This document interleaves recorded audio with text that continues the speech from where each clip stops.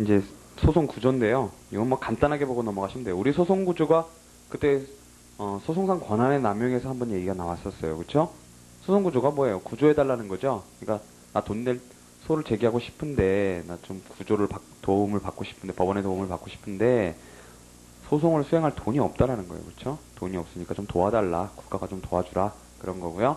그때 우리가 무슨 사례를 봤었냐면 상속인 3명 중에 무자력자인자로 하여금 소를 제기하게 하고 그 다음에 소송 구조 신청을 내게 한 경우 그때 그게 소송상 권한의 남용이라고 그랬어요. 그렇죠? 거기서 보셨었는데 이게 결국은 법조문이에요. 법조문인데 그 소송구조 옆에다가요. 그러니까 128조에서부터 133조 이렇게 적어 놓으세요. 그러면 이게 사실은 법조문으로 다 해결되는 문제고요. 해석 부분은 별로 없어요. 문제 될게요. 몇 군데만 줄을 치시면 돼요. 자, 총설에도요. 일곱째 줄에요. 그러므로는요.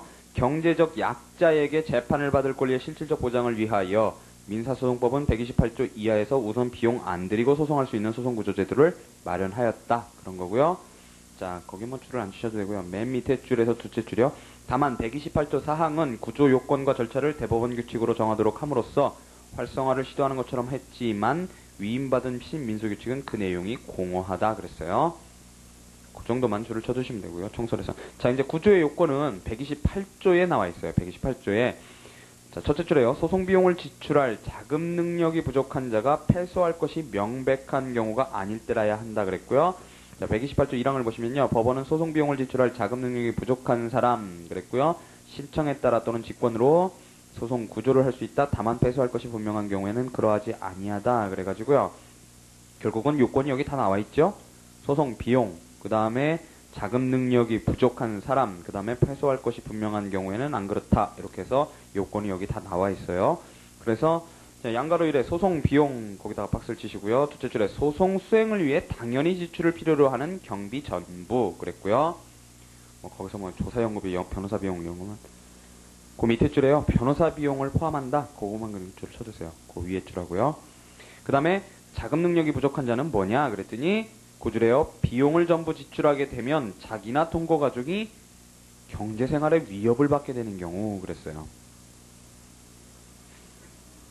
그리고요. 세 줄 내려가시면요. 자연인일 것을 요하지 않으며 법인 기타 단체라도 구조 요청할 수 있다라는 거예요. 구조 신청. 그 다음에 패소할 것이 명백한 경우가 아닐 것 그랬는데요. 셋째 줄에 주장 자체로 이유 없거나 남소라고 할 정도로 패소할 것이 명백하지 않으면 구조를 받게 되었으므로 밑에 줄에요. 본안 문제 박스 치시고요. 는 구조받는데 별로 의미가 없게 되었다 그랬어요. 이건 무슨 얘기냐면 그전에는 승소의 가망이 없는 것이 아닐 것 이렇게 했지만 그것보다 요건을 더 완화시켰다라는 거예요. 신법에서요. 구공론에서요. 그 다음에 맨 밑에 줄에요. 그러나 최근의 판례는 법원이 신청 당시까지의 재판 절차에서 나온 자료를 기초로 하여 패소할 것이 명백하다고 판단할 수 있는 경우가 아니면 구조 요건을 구비한 것으로 보아야 한다. 그래서 판례도 이제 완화시켜서 가고 있다. 그런 얘기가 들어있는 거고요. 그 다음에 구조 절차는요. 이것도 몇 부분만 줄치시면 돼요. 첫째 줄에요. 서면으로 신청 그랬어요. 그 다음에 셋째 줄에요. 구조 사유를 소명하라 그랬고요. 결정으로 재판한다 그랬어요. 이거 다 법조문이에요. 그 다음에 밑에 줄에요. 끝에 법원의 직권으로도 할 수 있도록 했고요. 그러니까 신청, 직권 다 되고요. 그 다음에 결정은 누가 하느냐면 밑에 줄에 소송 기록을 보관하는 법원.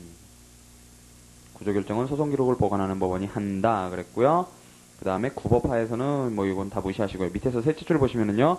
구조 신청을 각하하면 각하 결정은요. 신청인은 즉시 항고할 수 있고요. 133조요.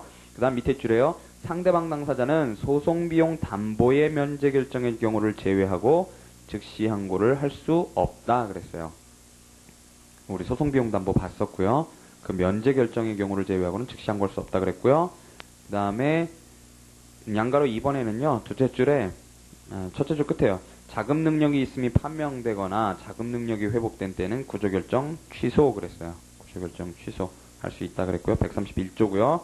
다 법조문으로 지금 128조, 133조, 그 다음 131조 이런 식으로 지금 법조문을 그대로 나열해 놓은 거고요. 구조 효과는요. 우선 양가로 예에 있는 게 객관적 범위고요. 129조에 관한 얘기예요. 그 다음에 양가로 이 부분이 주관적 범위로서 130조에 관한 얘기예요. 그래서 129조 보시면 구조의 객관적 범위 이렇게 돼 있고 130조의 구조 효력의 주관적 범위 이렇게 돼 있어요. 자, 그래서 그거는 129조만 그냥 적어 놓으시고 넘어가시면 돼요. 넘어가시면 되고 그거를 법조문 풀어 쓴 거니까 그대로 보실 거 없고요. 그 다음에 양가로 이번에는요. 구조 효과는 개별적이고 속인적이고 구조받은 사람 외에는 미치지 않는다.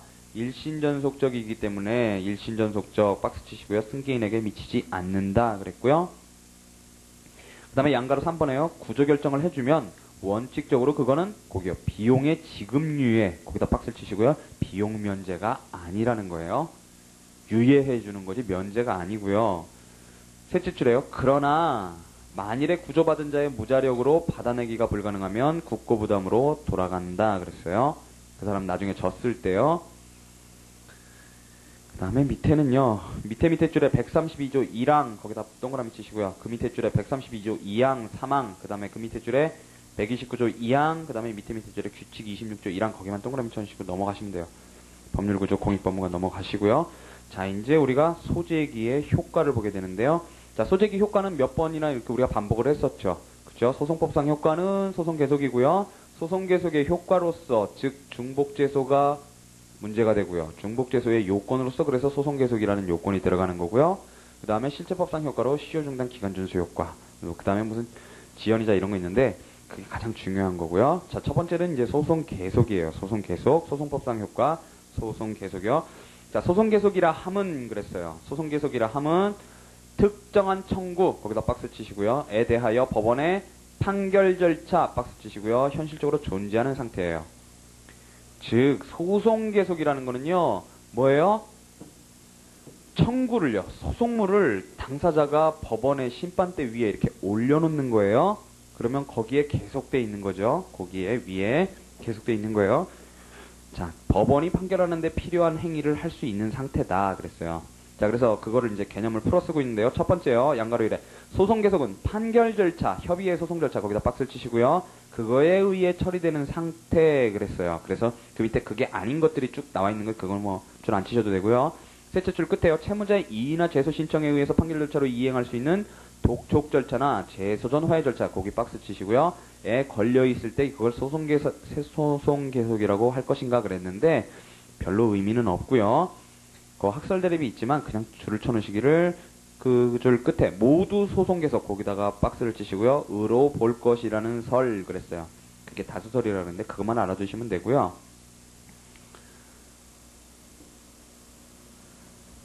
그 다음에 거기 뭐 이시훈 선생님은 그거 나눠서 보자 그러셨는데 그건 뭐 별로 의미가 없어요. 그 다음에 양가로 2번에요. 자, 그 소가 소송 요건을 갖추고 있지 못하더라도 상관없다 그랬어요. 거기 소송 요건에 박스를 치시고요. 소송 요건에 흠결이 있어도 소송 계속 인정돼요. 그게 적법한 소송 계속이냐 부적법한 소송 계속이냐의 차이가 있을 뿐이지 소송 계속은 인정이 돼요. 즉 이게 중복죄소에서 문제가 될 수 있어요. 그 다음에 그러니까 그 얘기를 써놓으세요. 부적법한 소도 소송 계속 긍정 이렇게 써놓으시고요. 그 밑에다가 따라서 화살표 그시고 중복죄소 가능 그렇게 써놓으세요. 부적법한 소도 소송 계속 긍정 화살표 중복죄소 가능 그게 248페이지에 있어요. 중복죄소 요건 해설하면서 그 얘기가 다시 나오고요. 그 다음에 양가로 3번에요. 자, 소송 계속의 그럼 대상이 뭐냐는 거예요. 대상이. 시효중단 기간준수 범위가 문제되듯이 소송 계속이 있게 되는 범위도 뭐냔 말이죠. 이거는 뒤집어 얘기하면 나중에 중복죄소를 따질 때 그러면 원칙적으로 소송물만 소송 계속이 있게 되니까 나중에 중복죄소에 저촉되는 것도 그 소송물만이라는 게 원칙이란 말이죠. 그러니까 그걸 따져 나가려면 원칙적으로 그럼 소송 계속이 있게 되는 게 무엇이냐로 이제 문제가 소급되는데 그게 여기 나오는 거예요. 특정한 소송상의 청구, 소송물 거기다 박스 치시고요. 그거에 대해 성립하는 것 그랬고요. 따라서 밑에 줄에요. 공격 방어 방법 박스 치시고요. 을 이루는 주장이나 항변으로 주장한 권리관계 박스 치시고요. 에 대하여는 소송 계속이 발생하지 않는다. 이 점은 뒤에서 본다 그랬는데 그게 바로 중복죄소를 얘기하는 거고요. 그러니까 동전의 양면을 이루고 있어요. 이 소송 계속이라는 것과 중복죄소는요. 그 다음에 발생 시기에 대해서는요. 견해 대립이 있어요. 견해 대립이 있는데 사실은 실질적으로는 없고요. 둘째 줄에 소장 제출시설 박스 치시고요. 맨 밑에 줄에 소장 부분에 송달시 박스 치시고요. 거기 통설 판례 이렇게 돼 있죠. 자, 뭐냐면 소장 제출할 때, 즉 소제기 시에 소송 계속이 있게 되느냐, 소장 부분 송달 시에 소송 계속이 있게 되느냐, 요건데 어차피 우리 통설 판례가 소장 부분 송달 시설을 취하고 있기 때문에요. 소장 제출 시설은 내용을 쓰실 것도 없고 내용도 없어요. 그냥 소장 제출 시설이 있으나 이렇게 가시면 돼요. 자, 셋째 줄에요. 소송법률 관계가 법원, 원피고, 3자 사이의 삼면적 법률 관계라고 본다면, 그게 핵심 키워드죠. 삼면적 법률 관계 근거가요. 이 같은 소송법률 관계는 피고에게 소장 부분이 송달됨으로써, 즉 피고가 자기에게 소가 제기되었다는 것을 알게 됨으로써 그때 비로소 성립되기 때문에 소송 계속 발생 시기는 소장 부분 송달 시다. 이게 통설 판례라는 거고요. 자, 소송 계속의 효과는요. 첫째 줄에 중복 소송 금지, 그게 가장 중요하고요. 그 다음에 소송 계속이 있음으로써 밑에 줄에 소송 참가나 소송 고지 기회가 발생하고요. 그 다음에 관련 청구 재판적, 그죠? 관련 재판적 인정된다 이렇게 써요. 관련 청구 재판적. 그래서 뭐 반소라든가 이런 거 할 때요. 그다음에 독립 당사자 참가라든가 이런 거 할 때 말하는 거고요. 그 다음에 종료는요. 소송 계속이 그럼 언제 종료되느냐 그랬는데 거기 뭐 소송 계속은 소장 각하라든가 판결학 이거 뭐 줄을 안 치셔도 아는 거예요. 이행공고 결정이 확정된다든가 화해나 청구 포기 일납조서가 작성되는 소취하 취하간접 이게 당연한 얘기고요. 그 다음에 주의하실 거는 셋째 줄에 선택적 병합, 예비적 병합 청구 그랬어요. 선택적 병합, 예비적 병합 청구의 경우에는요. 해제 조건부 심판 청구라 그랬어요. 그죠? 주의적 청구, 인용 판결, 해제 조건부 심판 청구 내지는 택일적 인용, 해제 조건부 심판 청구라고 그랬는데 의 경우에 어느 한 청구를 인용한 판결이나 택일적이요. 주의적 청구를 인용한 판결, 예비적이요. 확정되면 심판을 받지 않은 다른 청구나 예비적 청구는 소급적으로 소송 계속이 소멸된다 그랬어요. 거기만 줄을 쳐두시고요. 그 다음에 슬래시를 그시면은요. 자, 소송 계속 종료 효과를 다퉈서 기일 지정 신청, 거기도 박스를 치시고요. 그때 마지막에요. 소송 종료 선언 그랬어요. 이건 무슨 얘기냐면 자, 우리가 기일 지정 신청 얘기를 어제 했었죠. 기일 지정 신청이요. 예를 들어서 소취하가 잘못되었습니다. 그러고서 기일 지정 신청을 이렇게 들어오면 그죠? 기일 지정 신청을 우리가 이거를 소의 이익에서 어제 봤었죠. 소의 이익에서요. 기일 지정 그러니까 별소에 의하지 말고 본소 절차를 이용할 수 있으면 해라. 제소장의 사유에서 봤었고요. 그런데 자, 기일 지정 신청이 들어왔는데 그래서 기일을 열어야겠죠. 열어서 심리를 해보니까 소취하 유효하게 됐네 라고 판단 들으면 어떻게 해요? 어쨌든 그 기일 지정 신청을 하면은 변론이 열리니까 변론을 열면 재판으로 응답을 해줘야 된단 말이죠. 그냥 묵묵부담으로 집에 가시오 할 수는 없단 말이에요. 그럴 때 그러니까 대답을 해줘야 되는데 그때 그게 소송 끝났습니다. 예전에 소취화됐을 때 끝났습니다 하는 소송 종료 선언이란 말이죠. 그래서 소송 종료 선언을 하는 한 가지 사유예요. 이게 기일 지정 신청. 이건 나중에 소송 종료 선언을 세 가지 사유를 보실 때 나올 거고요. 자, 오늘 할 것 중에 가장 중요한 것은 바로 이 중복제소와 변론주의 문제예요. 근데 이제 중복제소가 제일 처음에 나오는데요. 자, 중복소송은요. 우리가 맨 처음에 얘기했던 것처럼 중복제소나 제소금지나 기판력이나 다 원칙과 확장이라는 측면으로 이루어져 있고 그 구조로 외우시면은 나중에는 이제 그 3자를 비교하시는 게 가능해져요. 그러니까 그런 생각을 하기 전에는 그냥 막연히 외워야 될 것들로만 받아들여지지 그게 어떤 식으로 비교가 될지는 이해가 안 되거든요. 시험장에 가면 헷갈려요. 그게 막 중복제소, 제소금지, 기판력 부분이 어디에 어느 견해 대립이 있었는지 막 헷갈리는데 자, 중복제소도요. 첫 번째 이제 당사자가 A라는 소와 B라는 소가 같은 것인가, 중복된 소인가 라는 게 문제가 되는 거니까 당사자하고 소송물이 동일하면 원래 같은 소송이란 말이죠. 그래서 첫 번째 이제 당사자 동일이 문제가 되고요. 자, 당사자 동일의 경우에요. 첫 번째 원칙은요. 당연히 동일 당사자여야 되겠죠. A라는 소송의 당사자와 B라는 소송의 당사자가 원피고 관계가 바뀐다고 하더라도 어쨌든 간에 당사자가 동일한 게 그게 원칙이고요. 그럴 때 중복제소가 인정되는 거고요. 그런데 이제 확장이 존재하죠. 확장이 존재하는데 즉 첫 번째는요. 기판력이 확장되는 경우가 문제가 돼요. 자, 기판력이 확장되어서 기판력을 받게 되는 3자. 다른 사람이 똑같은 소송물에 대해서 소를 제기했을 때, 똑같은 피고에 대해서요. 그럴 때 그거는 중복제소가 인정이 돼요. 그러니까 기판력 받는 자는끼리는요 중복재소가 당사자 동일이 인정이 돼요. 원칙이에요. 아주 중요한 문제고요. 즉 요거를 판결효를 받는 자죠. 판결효를 받는 자고, 그 다음에 그럼 반사효를 받는 자끼리도 반사효를 받는 자끼리도 당사자 동일이 인정될 것인가? 요거는 논란이 있어요. 왜냐하면 나중에 보시겠지만요, 반사효 개념 자체를 긍정하는 견해, 부정하는 견해도 나뉘고요. 그 다음에 이제 반사효를 각각 이제 유사필수적 공동소송이나 이런 중복소송이나 여러 군데서 이제 문제가 되는데, 요게 이제 학계적으로도 사실은 정립이 안 돼 있어요. 그래서 요거를 내기도 사실은 무리예요. 반사효가 우리가 중요하게 막 얘기들은 하지만 요거를 내기에는 아직은 무리예요. 그렇지만 어쨌든 간에 논란은 있어요. 우리 책에는 명확히 표시는 안 돼 있지만 이제 이시훈 선생님은 반사효를 긍정하시는 분이고, 그 다음에 이걸 아주 적극적으로 활용하시는 분이기 때문에 이제 이시훈 선생님은 당연한 것처럼 이렇게 써나가시지만 논란이 굉장히 많고요. 어쨌든 핵심은요, 기판력이 확장되는 관계에 있는 자, 즉 갑과 을과의 판결의 기판력이 만약에 병에게 미치는 관계에 있다면, 작용하는 관계에 있다면, 병이 을에 대해서 똑같은 소를 제기하면, 이게 소송 계속일 때요. 그러면 이거 중복재소 된다는 거예요. 이게 첫 번째 확장이고요. 그 다음에요, 두 번째로 이제 나오는 게 요거 기판력 받는 거하고도 관련이 있는데요. 하여튼 논점은 따로 돼 있어요. 논점은 뭐냐면 대위소송 문제예요. 도의소송. 대위소송에 우리 법적 성질을 봤었는데요. 첫 번째로 대위소송 계속 중에 채무자가 소송하는 경우요. 자, 여기는요, 긍정설이 있고요. 긍정설이 통설 판례, 다수설 판례고요. 부정설이 당연히 홍문혁 교수님이 항상 껴들어가시는 거고요. 그 다음에 절충설이 이시훈 선생님하고 김홍규 교수님이 들어가시는 거고요. 자, 그 다음 두 번째는요.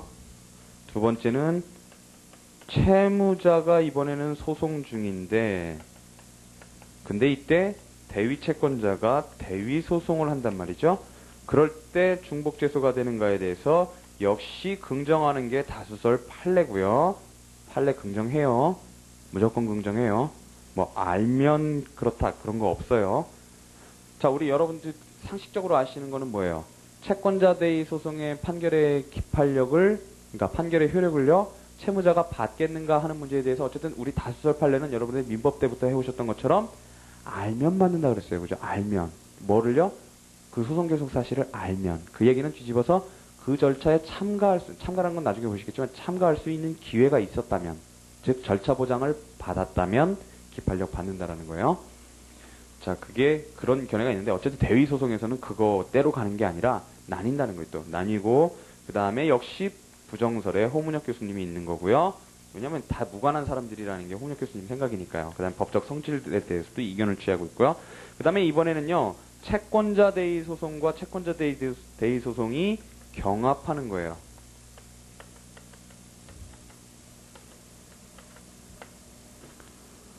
즉 채권자 대위 소송이라는 게 결국 구조가 이렇게 되어 있는데, 병이라는 채권자가 있고 정이라는 채권자가 있죠. 그래서 이 첫 번째 건에는 뭐예요? 대위 소송을 하는 중에, 즉 병이 을에게 요 피대위 권리를 행사하는 소송 중에, 그 중에 갑이 을에게 똑같이 소를 제기한 경우. 그 다음에 두 번째 케이스는 뭐예요? 두 번째는 채무자가 소송하는 경우잖아요. 그러니까 갑이 먼저 소송 계속이 있고요. 그랬을 때 병이 을에게 소제기한 경우요. 그 다음에 세 번째 케이스는 뭐예요? 병이 을에 대해서 대위소송을 하는데 정도 을에 대해서 대위소송을 하는 경우예요. 이렇게 세 가지 케이스고요. 자, 여기에 대해서도요, 긍정설이 다수설 판례고요. 중복소송 인정하는 게 다수설 판례고요. 그 다음에 역시 부정설에 홍문혁 교수님이 있고요. 그 다음에 여기는 절충설이 이시훈 선생님과 김홍구 교수님이 있어요. 요 절충설이라는 건 결국 알면이에요. 알면. 근데 왜 두 번째에는 절충설이 없을까요? 왜냐하면 이때는 알면이 아니라 채무자가 먼저 권리를 행사하고 있단 말이에요. 그러니까 사실은 우리가 채권자 대위 요건 중에 채무자의 권리 불행사라는 요건이 있죠. 그 요건도 사실은 이 대위소송에서는 충족이 안 되는 거란 말이죠. 그랬을 때 이게 중복재소인가 아닌가 이 문제부터 우선 문제가 돼요. 그 다음에 자 객관적인 경우, 즉 소속물 동일의 경우도요 원칙이 있고 확장이 있어요. 원칙이 있고 확장이 있는데 첫 번째 원칙은요 당연히 동일 소속물이어야 되죠. 동일 소속물이어야 되는데요. 요 동일 소속물 이외의 것들도 그럼 소송 계속이 인정되느냐? 요 문제가 결국은 핵심일 텐데 어쨌든 간에 동일 소속물 그 자체로서 문제되는 것들이 있단 말이죠. 확장 이전에, 확장 문제를 따지기 전에 소속물 자체에서 문제가 되는 게 있는데 첫 번째로 병변 중기재 처시틱에서 중이 먼저 나오는 거죠. 즉 소속물 이론이 먼저 나올 거예요. 예를 들어서 채무불이행에 의한 손해배상 청구 소송 중에 다시 불법행위에 의해 손해배상을 청구하는 경우 이게 중복재소에 해당하는가라는 소속물 이론 문제가 나올 거고요. 결국은 체불불법 얘기 쓰시면 되는 거고요. 케이스 내봤자 이거죠. 그 다음에 두 번째는요. 일부 청구가 역시 문제가 되겠죠. 일부 청구의 소속물 문제가 되고요. 여기 역시 긍정설, 부정설, 절충설이 있고요. 제가 어제 일부 청구를 말씀드리면서 기판력에 관한 문제, 즉 일부 잠부청구 긍정설, 잠부청구 부정설, 그 다음에 명시설이라는 문제가 다른 데서도 다 일관해 나가지만 중복재소에서만큼은 약간 특이한 견해 대립이 있다 그랬었어요. 그죠? 그러니까 요것만 외워야 된단 말이에요. 근데 여기서 역시 뭐 학설 이름은 긍정설, 부정설, 절충설이에요. 물론 이제 뭐 다른 이름을 붙일 수도 있는데요. 어쨌든 긍부절 이렇게 외우시는 게 이제 편하고요. 그 다음에 이제 확장이 있는데요.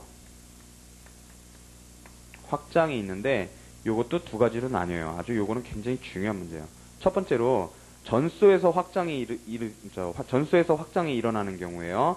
그러니까 즉 기판력으로 말하면 발생하는 거죠. 즉 소송 계속효가 발생하는 것 점에 있어서 확장이 일어나는 경우 전소에서요.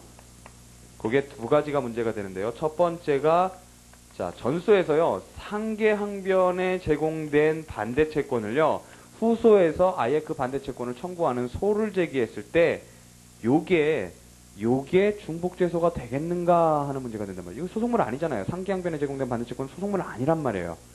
요게 중복재소가 되겠는가 하는 게 왜 문제가 되느냐 하면 기판력에서 우리 216조 2항에 보시면은요. 상계항변에 관한 판단은 판결 주문에서 판단되는 게 아니라 판결 이유 중에 판단됨에도 불구하고 기판력이 발생을 한단 말이죠. 기판력을 가진다라고 돼 있단 말이에요. 그러니까 그것과 관련해서 기판력이 발생하는 지점에 관한 거기 때문에 역시 그런 맥락에서 역시 중복재소도 인정이 되겠는가 하는 게 문제가 되는 거고요. 역시 긍정설, 부정설, 절충설이 있기 전에 이제 반소 요구설이라는 특이한 학설이 들어가고요. 그 다음에 절충설 이렇게 나가고요. 그 다음에 이제 뭐 교수님들은요. 여기 긍정설은 요거는 강현준 교수님하고 송상현 교수님. 그 다음에 여기 부정설은 이시훈 선생님, 홍문혁 교수님. 그 다음에 요 절충설은요. 정동현 교수님, 김용진 교수님. 그 다음에 우리 판례요. 우리 판례가 절충설 취하고 있고요. 여기 상계항변에서는요. 긍정설이 이제 강현준 교수님, 그 다음에 부정설이 송상현 교수님, 그 다음에 반소요구설이 이 교수님, 정 교수님, 김 교수님이 취하고 계시고요. 그 다음에 절충설은 이제 우리 홍문혁 교수님만 취하고 계시고요. 절충설은 경우를 나눠서 봐요. 상계항변이 무조건적인 경우하고 조건적인 경우하고 나눠서 보는 거기 때문에 이게 실제로 절충설이고요.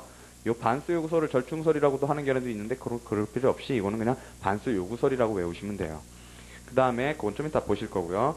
그 다음에 자, 기판력에서도요, 제가 뭐라고 말씀드렸냐면, 판결 주문 중에 판단된 것, 즉, 그거를 소속물에 관한 판단으로 이해하는 것에 이론이 없는데, 소속물에 관한 판단에만 기판력이 발생을 한다는 게 원칙이란 말이죠, 법적으로. 216조 1항에서요. 그러면은, 216조 2항에서 예외적으로 판결 이유 중에 판단되었음에도 불구하고 기판력이 발생되는 상계항변에 대해서 규정을 하고 있는데, 그러면 판결 이유 중 판단 중에 상계항변 빼놓고 나머지 것들, 특히 성결적 법률 관계에 대한 판단들은 전부 판결 이유 중 판단으로 들어간단 말이죠. 무슨 동시행 항변을 한다든가 뭐 이렇게 해서 쭉 그런 항변들이 나온다든가 쭉 나온단 말이에요. 선결적 법률관계에 대해서. 예를 들어 소유권에 기한 이전 등기 말소 청구를 하면 그 소유권에 관한 판단은 판결 주문에 나오는 게 아니라 소송물은 이전 등기 말소 청구권이 있는가 없는가니까 그 소유권의 존부에 대해서는 판결 이유 중에 판단된단 말이죠.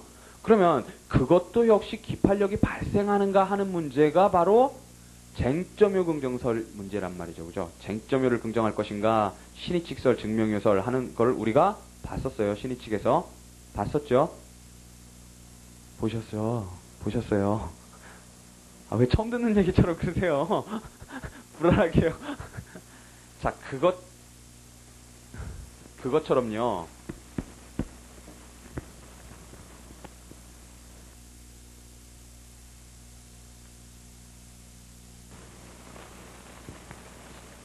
그것처럼요.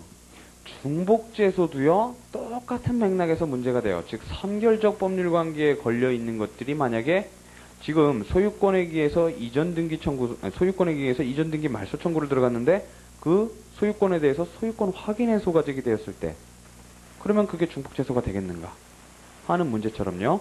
아니면은 똑같은 선결 문제가 후수에서도 선결 문제로 되었을 때, 선결적 법률관계로 되었을 때 그때도 중복제소에 해당하겠는가. 즉 전소에서의 선결적 법률관계에 대한 판단 요것이 후소에서도 중복제소에 저촉될 것인가, 즉 소송계속효가 발생할 것인가 하는 문제가 되는데 그게 결국은 우리 책에는 중복제소 금지 확대 시도라는 이름으로 나와요. 즉 요거는 결국 쟁점요를 긍정할 것인가 하는 문제와 연결되어 있는 것이고요. 그 다음에 작용 측면에 있어서는요. 즉 전수에서 발생한 소송계속효가 소송물에 대해서 발생하는 게 원칙인데 소송물에 대해서 발생한 소송계속효가 후소에서 확장되어서 작용할 것인가 소송물이 동일 소송물이 아님에도 불구하고 확장될 것인가 하는 문제가 기판력에 있어서는 선결관계와 모순관계라는 이름으로 확장이 됐었어요. 그쵸? 그러니까 전소에서의 소송물이 후소에서 선결적 법률관계가 된 경우 내지는 전소 소송물과 정반대되는 소송물이 후소에서 소송물이 된 경우 이거를 선결관계 모순관계라고 그런단 말이죠.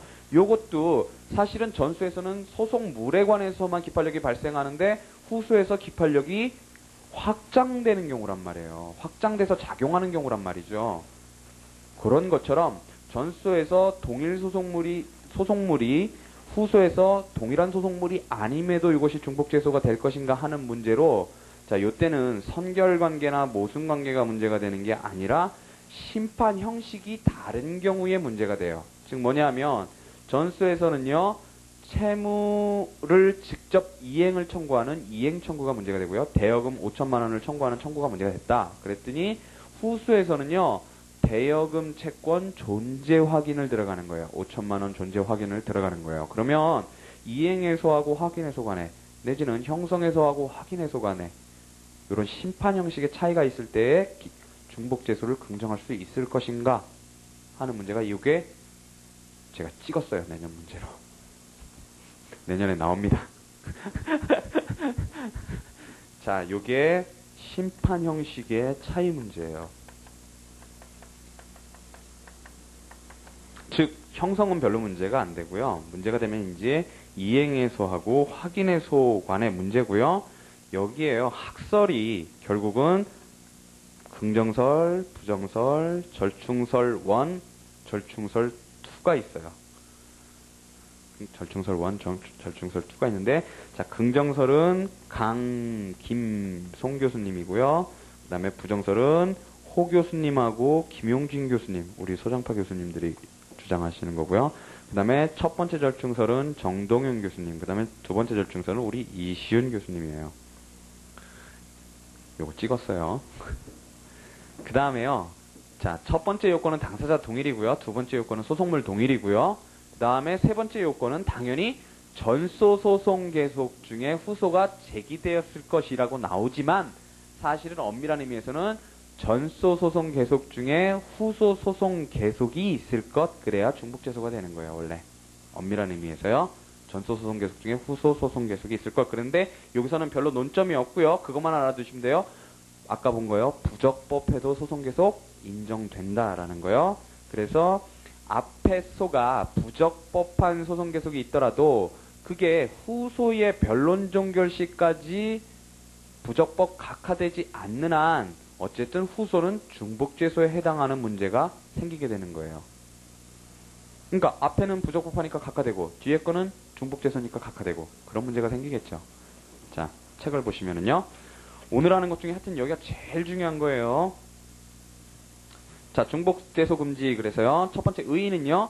이미 사건이 계속되어 있을 때는 그와 동일한 사건에 대해 당사자는 다시 소를 제기하지 못한다. 그러고서 259조 이렇게 돼 있어요. 그래서 259조를 보시면은요. 우리가 좀 전에 봤던 258조 변론 준비 절차, 즉 소가 제기되고 나서 쭉 그 과정들이 나오고 그 중간에 특이한 소 4가지가 있다 그랬어요. 그렇죠? 특이한 소 4가지가 있고 그걸 넘어서서 그 다음에 바로 나오는 게 이제 소제기 효과가 나오는 거예요. 그래서 중복 소제기 금지 이렇게 나오는 거고요. 그 다음에 그 효과로 실체법상 효과가 오른쪽 페이지 265조에 소제기에 따른 시효 중단 시기 그래갖고 나오는 거예요. 자, 보시면은요. 자, 그 취지는 맨 밑에 줄에요. 소송 경제와 판결의 모순 저촉 방지라고 하는 거예요. 아, 그 다음에요. 우리가 중요하게 안 본 게 각주 1번에 전소와 후소의 판단 기준은 피고에게 소장 송달된 시점에 의할 것이고 소제기에 앞선 보전 절차 격려시가 아니라고 하였다. 근데 보전 절차 격려시에서 줄을 빼놓으시고요. 가압류 가처분 시 이렇게 놓으세요. 중복죄소와도 관련이 되는 건데요. 문제는 뭐냐면 우리 분명히 전소와 후소를 판단하는 시점은 어느 게 먼저 소장 부분이 송달되었는가예요. 어느 게 먼저 소장이 제출되었는가도 아니고 어느 게 먼저 가압류 가처분이 되었는가라는 문제도 아니에요. 그거에 관한 판례예요. 그러니까 중복소제기하고도 관련이 돼요. 그게. 그 다음에 넘어가시면은요. 해당 요건 그래가 나오죠. 자, 그래서 요 개관을요. 그 위에다 적어 놓으시면 돼요.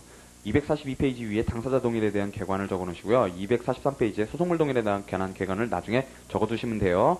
자, 우선 당사자 동일부터 나와요. 첫 번째 패러그래프가 원칙이에요. 원칙. 그 다음에 두 번째 패러그래프부터 이제 확장이 나오는 건데요. 자, 첫 번째 원칙은요. 당사자가 동일하면 원고와 피고가 전소, 후소에서 서로 바뀌어도 무방하다 그랬고요. 셋째 줄에 소송물이 동일하더라도 당사자가 다르면 전소, 후소가 동일 사건이라고 할 수 없다 그랬어요.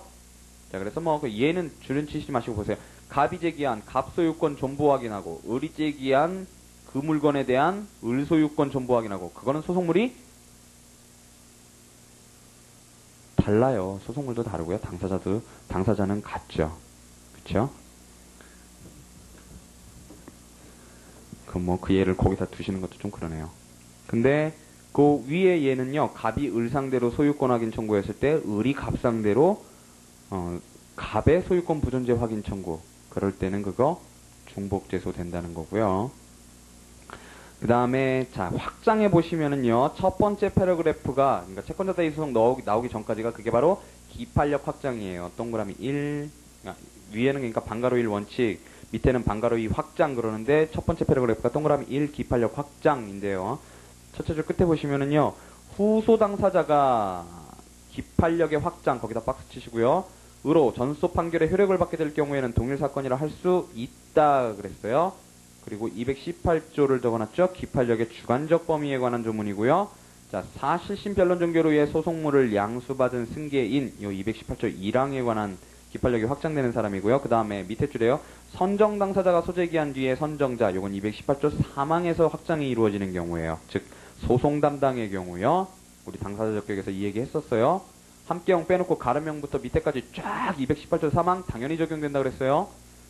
자, 그 다음에 요건 이제 변론 종결의 승계인은 나중에 이제 자세하게 보실 거고요. 그 다음에 채권자 대의 소송과 중복 소제기 그래서 두 번째로 동그라미 2 대위 소송이 나오는 거예요. 대위 소송이 나오는데 자, 이제 세 부분으로 나뉘어 있죠. 채권자 대의 소송의 제기 후 채무자가 같은 내용의 후소 제기. 그 다음에 채무자 자신이 지가 권리 행사하고 있는데 채권자 대의 소송이 제기된 경우. 그 다음에 채권자 대의 소송이 경합하는 경우. 이렇게 해서 .1, .2, .3 이렇게 해서 세 가지가 나오고 있어요. 자, 우선 보시면은요. 학설이 거기 세 가지가 써 있는데요. 부정설, 긍정설, 한정적 긍정설 그랬는데 결국은 부정설, 긍정설, 절충설이에요. 다 긍부절로 외우시면 돼요. 긍부절로. 자, 둘째 줄까지가 부정설인데요. 대위 소송이 제3자의 소송 담당이 아님을 전제로 중복 소송이 아니라는 부정설. 우선 여기 내용만 보고 좀 이따가 설명을 드릴게요. 부정설 거기 동그라미 쳐놓으시고요. 슬래시 딱딱 끄시면은요, 그 밑에 판례는 일관하여 중복소송으로 금지된다는 것이며 이에 동조하는 견해가 다수설이다. 긍정설 슬래시 딱딱 끄시고요. 그 다음에 이제 절증설 얘기가 나오는데요. 둘째 줄 끝에요. 채무자가 채권자들의 소송이 계속 중임을 알았을 때에 하나여 그랬어요. 알았을 때 하나의 기판력을 받는다는 입장과는 합치하지 않는 느낌이 있다. 또 채무자가 대의소송이 계속 중임을 알았을 때에 하나여 채권자 대의소송의 제소금지의 효력이 채무자에게 미친다는 후술할 판례 입장과도 맞지 않는다. 따라서 밑에 줄에요. 채무자가 알았을 때로 한정할 것이며 그 사실을 모르는 채무자라면 대의소송의 계속 중임을 알려서 그 소송에 참가의 기회를 제공하고 중복제소인 후소를 각하함이 타당하다. 이렇게 되는 거예요. 자, 근데 우리는요, 보통 지금까지 이렇게 채권자 대의 소송이 제기된 경우에 이렇게 그냥 뭉뚱그려서 써왔어요. 근데 항상 부딪히는 게 뭐냐면, 아니, 중복제소가 문제가 되면 항상 소송물 동일, 당사자 동일, 그 다음에 전소송 계속 중, 후소 소송 계속, 나눠 쓰래매. 그래 놓고 채권자 대의 소송 쓸 때는 그냥 긍정도 부정도 절충설 쓰나? 이런 생각이 든단 말이에요. 그래서 사실은 이게 나눠서 써줘야 돼요. 나눠서 소송물 동일과 당사자 동일로 나눠서 써줘야 되는데 그게 애매하니까 사실은. 그리고 홍문혁 교수님 견해가 나오기 시작한 지가 몇 년이 안 됐기 때문에, 명시적으로 교과서가 나오기 몇 년이 안 됐기 때문에 결국은 법정소송 담당설에서 입장에서 당사자 동일이 인정될 것인가 측면에서만 이게 논의돼 왔던 거예요. 사실은 요 측면이에요 지금. 그래서 기판력 얘기가 지금 끌고 들어오는 거예요. 기판력 얘기가요. 자, 그래서 보시면 표를 보세요 우선. 자, 이게요, 문제는요, 자, 채권자 대의 소송 중에 지금 채무자가 소를 제기한 경우 중복제소가 되겠는가가 이게 첫 번째 문제인데요. 그러면, 자, 소송물 동일도 나눠야 되고요. 당사자 동일도 봐야 된단 말이죠. 그럼 소송물 동일에서 뭘 써야 되냐면, 물론 당사자와 관련된 문제이기도 하지만, 소송물 동일에서 뭘 쓰시냐면, 채권자 대의 소송의 법적 성질을 쓰셔야 돼요. 직접적으로, 법정소송 담당설에 의하면 피대위 권리로서 둘 다가 똑같죠, 소송물이. 그러니까 채무자의 지금 요 경우에요. 권리는 요게 지금 피보전 채권이죠. 피보전 채권 1, 여기가 피보전 채권 2, 그 다음에 여기가 피대위 권리란 말이에요. 그럼 법정소송 담당설은 어떻게 보는 견해예요? 이게 소송물이라고 보는 견해죠. 대위소송의 소송물이요. 우리 당사자 적격할 때 봤죠. 며칠 안 됐어요, 지금. 자, 그 다음에요. 홍문혁 선생님 생각은 뭐예요? 독립한 대의건설의 내용은 뭐예요? 요걸 행사하고 있는 채권자 대위권 자체가, 채권자 대위, 요게 아니라, 요걸 행사하고 있는 채권자 대위권 자체가 소송물이라고 그랬어요. 그쵸? 그러니까, 자, 홍문혁 선생님 견해에 의하면 소송물 자체가 틀려요. 그리고 여기도 틀리죠. 여기도 틀리죠. 이 사람의 채권자 대위권과 이 사람의 채권자 대위권은 틀리단 말이에요. 틀리죠. 그 다음에 법정소송 담당설에 의하면 어때요? 다 이게 소송물이에요. 요게. 그죠? 소송물은 그럼 동일해요. 그죠? 그러면 당사자 동의를 따져봐요. 물론 당사자 동의라고도 상관이 연결돼서 당사자 임의적 소송 담당, 아니 법정소송 담당으로 보느냐 안 보느냐고도 관련이 있지만 사실은 중요한 점은 이 점이란 말이죠. 기판력이 확장되는 관계에 있느냐, 요건데, 여기서는 이제 문제가 나뉘는 거예요. 나뉘어서, 원칙대로 이렇게 가야 되는 견해가 있는가 하면, 또 그거를 그런 거 따지지 말고 그냥 무조건 당사자 동일한 소송으로 그냥 봐주자. 라고 하는 견해가 있는 거예요. 그 다음에 홍문혁 선생님 견해에 의하면 전혀 무관한 사람들이고요. 그러니까, 그래서 결국은 그 표를 보세요. 우리 자료의 표를 보시면은요, 논의는 그럼 어디서부터 시작돼야 되느냐면, 소송물과, 그러니까 법정소송 담당서, 임의적 소송 담당서뿐만 아니라 판결의 효력을, 채권자 대의 소송의 판결의 효력을 채무자가 받겠는가, 즉 기판력이 미치겠는가부터 논의가 사실은 출발이 돼야 돼요. 그죠? 그래서 표가 거기 다 2개씩 나와 있어요. 2개씩 나와 있는데 보시면은요, 표가 잘렸네요. 자, 우선 판결의 효력은요, 자, 끝에 기판력 확장 이렇게 되어 있는데요. 독립한 대의건설에 의하면 소송물도 다르고 당사자도 다르고요. 전혀 상관없고요. 그 다음에 기판력이 확장되느냐, 그래서 부정하는 게 홍문혁 교수님이란 말이죠. 근데 법정소송 담당설에서도요, 채권자 대의 소송 중에 채무자가 소송을 한 경우에, 자, 긍정설이 있는데 이게 송상현 교수님이란 말씀이시죠. 송상현 교수님은 218조 3항에 당연히 적용된다 이렇게 말씀을 하세요. 그래서 기판력을 당연히 긍정을 하시고요. 근데 우리 다수설 판례는 다 절충설 내지 절차보장설을 취하고 있죠.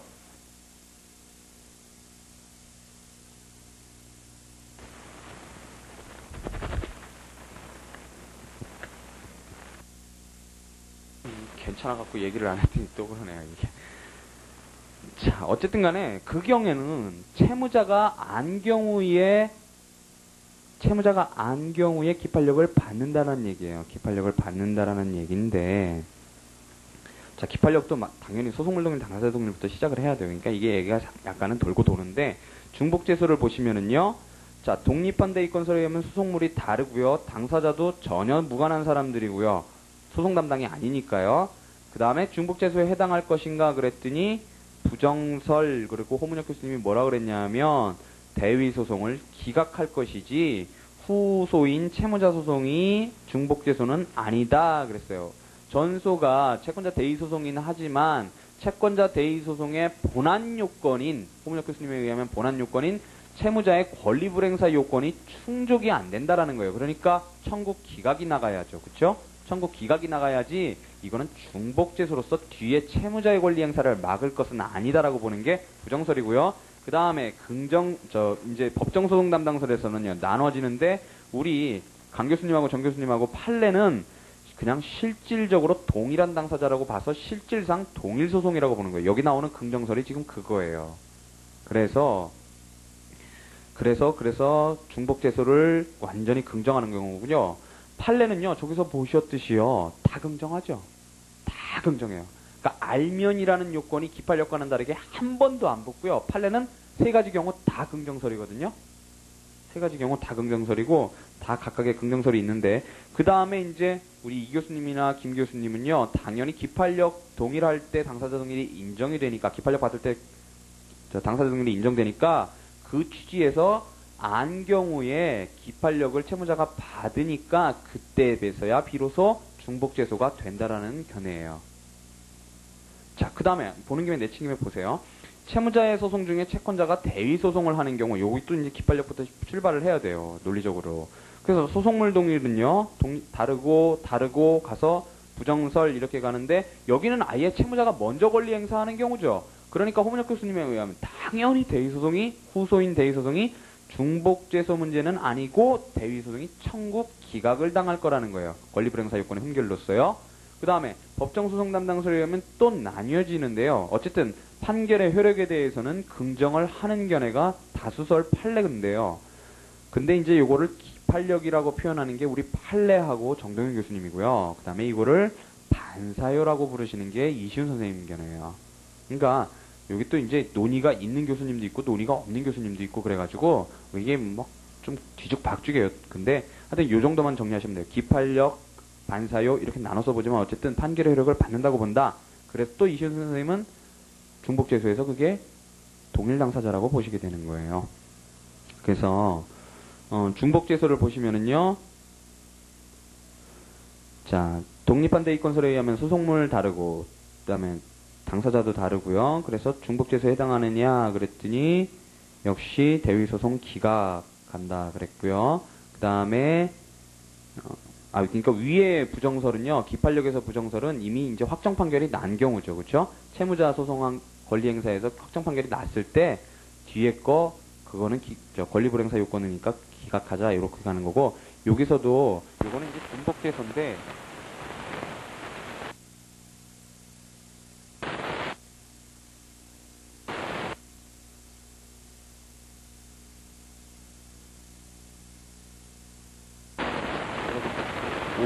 오분만 이거 바로 고치도록 할게요.